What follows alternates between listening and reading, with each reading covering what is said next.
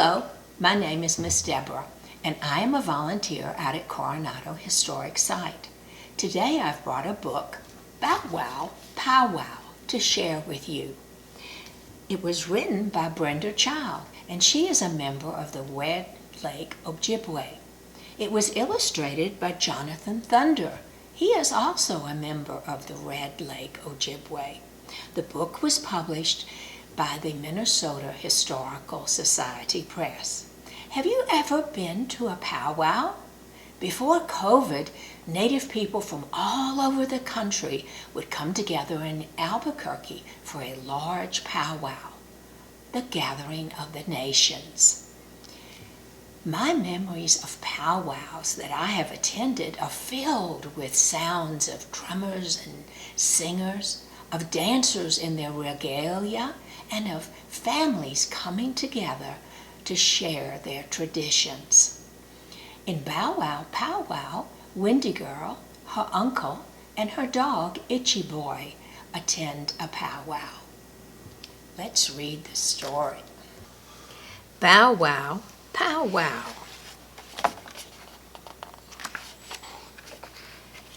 Bow wow, bow wow.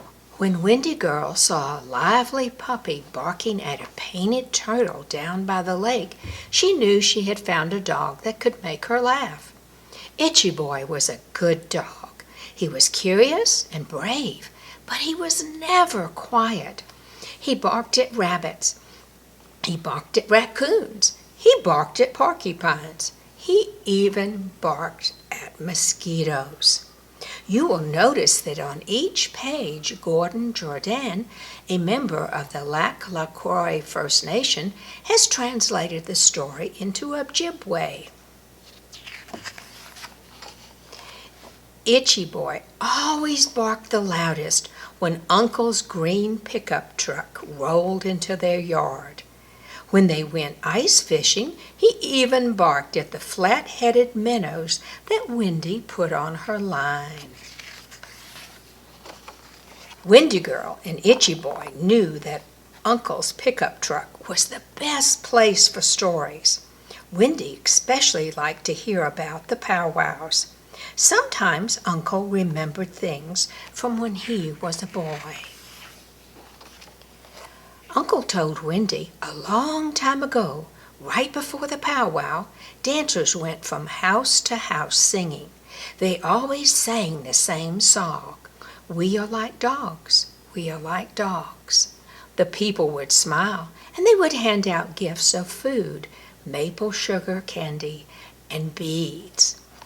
Uncle's remembering of long ago traditions reminded Windy of when Itchy Boy would dance for treats. For Windy Girl and Itchy Boy, the best days of summer ended at the powwow. Windy ate popcorn and blueberry snow cones. She listened to the singers. She watched the dancers. Itchy Boy and the other dogs roamed around the grounds. When a powwow is very good and people are happy to be together singing and dancing, it sometimes lasts late into the night. Fortunately, all the children and dogs love to fall asleep underneath the northern lights, listening to the steady beat of the drum.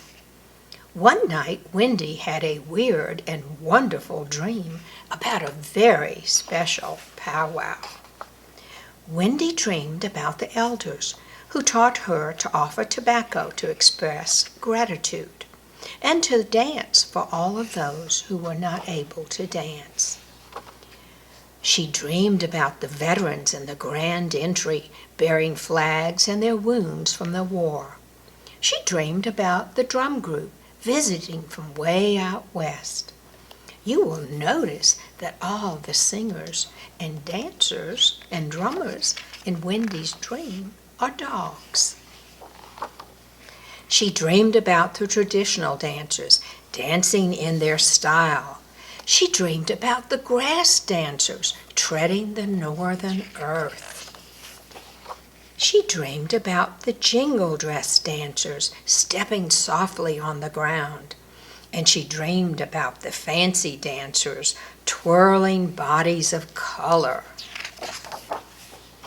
She even dreamed about the tiny tots learning to move in tempo. She dreamed about the powwow stands selling Indian fast food, Custer's last pop stand, blueberry snow cones, and fry bread. Bow wow, bow wow, Itchy Boy's bark and the powwow announcer's voice stirred Indy awake. Last dance, folks, tonight. Everyone coming to the arena. Young and old all joined together for the last dance of the powwow. That night, Windy Girl understood that the powwow is always in motion, part old, part new, glittering and plain, but still wonderful, almost like a dream.